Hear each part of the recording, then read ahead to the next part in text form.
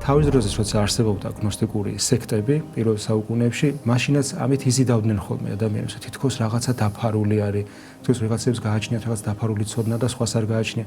ეს ზოგადად ახასიათებს ამგვარ მიმდინარეობებს. ხოლო თავადწმინდა წერილი გვიჩვენებს ღვთისმოქმედებას, უსაზღრო სიყვარულს და ჯიუტმოთმინებას ჩვენი გამოხსნისათვის.